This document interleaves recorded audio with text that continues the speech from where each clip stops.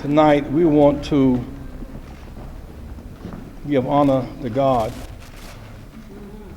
for allowing us to gather together tonight in our quest for justice and peace and fairness. Our condolences are to the family, the mother of Aaron tonight. God bless her for carrying on in such a commendable way in the wake of her son's tragic execution. I want to express thanks to the ministers, Brother Haynes and Bethel and other ministers who stood tall in the best tradition of our churches, fighting for justice for all of the people. I'm glad to see a coalition of conscience that is multiracial. For in the end, what happened to Aaron is not a matter of merely black and white, but wrong and right. People of conscience must say yes to good police work and service, yes to the need for a judicial system, but yes to one that's fair. Tonight, the Trailblazers will play the Clippers in the basketball court. The arena will be packed. The winner will win with grace, lose with dignity, and they'll shake hands and see you the next game.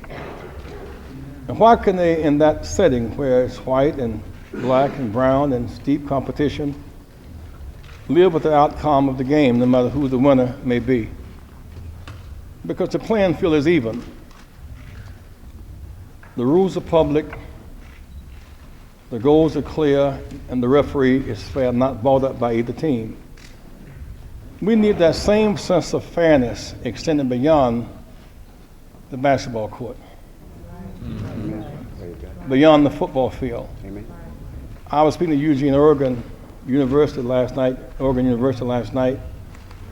That school, 22,000 students, 900 Latino, about 300 African American, half of whom are ball players, entertaining and drawing thousands, often playing lots of ball but not much graduation. These matters concern us. We asked the mayor today about unemployment in Portland, around 11%. Blacks and Latinos around 20%. State population around 2%. Prisons around 10%. Overrepresented in the prisons, underrepresented in the schools. Employment. These matters matter. Ask about the makeup of the police department. Determine that there is no black with a command post in the police department. In the city, you should have a police department that's representative of its people, a reason of reasonable good service. Domestic quarrel between a man and a woman, there should be at least a female officer in the car for a reason of sensitivity between a man and a woman in the quarrel. There are two Latinos in some tense situation. One police officer at least should be able to speak Spanish. Reason of communication. Or a case among blacks. There should be some reasonable and fair representation. Yes. So the police department is not representative of the people of the city. The fire department is even worse. And yet these agencies receive federal funds. With that is some responsibility to enforce the laws of inclusion vertically and horizontally. I'm glad people have the discipline here to be nonviolent and in their thrust, to not deflect attention from what happened to Aaron with our own anguish and anger and behavior. So maintain that discipline. The things that come to mind in this specific case: one, the grand jury was all white. It did not represent the citizens of the city. Secondly, outstanding witnesses never called to testify before this grand jury. That is strangely suspect. Another case is if Aaron had a gun, there had been a shootout, that would be one case. an unarmed man was shot by a high-powered rifle. In the meeting with the police chief and the mayor, asked approximately how far away was Aaron from the shooter. It was suggested maybe 20 yards. That's a fifth of the length of a football field. See, there was no threat obvious to the man who pulled the trigger. No. Worse than pulling the trigger, they let him lay bleeding like a dog while dogs sniffed his bleeding body and handcuffed a shot man. That's beneath the dignity of man. It's beneath the dignity of Oregonians, of citizens of Portland. People of all persuasions should know it's something not right about that. A shot man on the ground, close enough to handcuff him and not close enough to put him in a rescue wagon, and as dogs sniffed him as if he were a threat had been shot with a high-powered rifle. And so we cry out for justice tonight. We cry out for peace. But there can be no peace until you take the glass out the wound. And therefore justice must be thorough, but ought to be quick. Now, maybe the most insulting part of the whole dialogue that there was a meaningful dialogue was that the police officer who did the shooting is scheduled to come back to work tomorrow. It's unacceptable. It is a threat to the integrity of the entire police department. It's not good for any of the police who work to accept him under these conditions. He should at least be suspended until the matter of due process. Amen. The grand jury has the capacity to say they choose not to indict him without thorough information, but then the city has some responsibility itself. All right, that's correct. Now, no doubt there must be some judgment by the police chief exercise as he's coming back to work. And I would think the reason I'm holding this Urban League book report, and the Urban League director is here.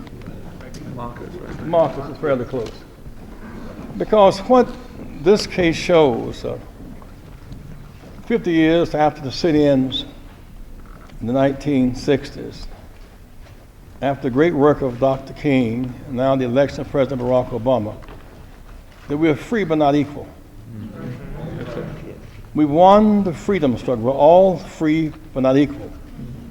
Disparities represent gaps in opportunity and gaps in unenforced civil rights law. And that's all we really want today for all Americans is equality. Within the city of Portland, within the state, there must be equality of distribution of jobs and contracts and services and opportunities. It is suggestive.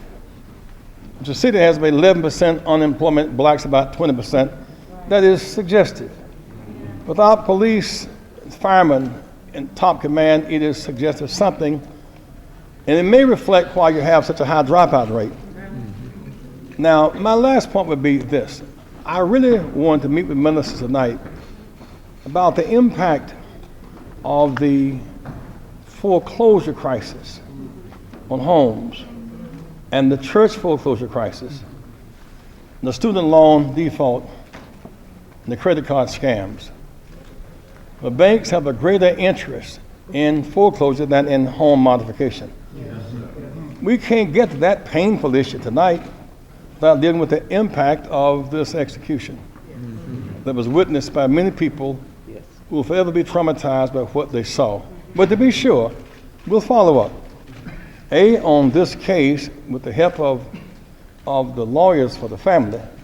Beyond that, the bigger issue of the report in the Urban League book about disparities in acts from infant mortality to short life expectancy to jobs, to contracts, we must in fact, and this is a national pattern that is all too painful. In Chicago, for example, 3,200 blacks die a year from health care disparity.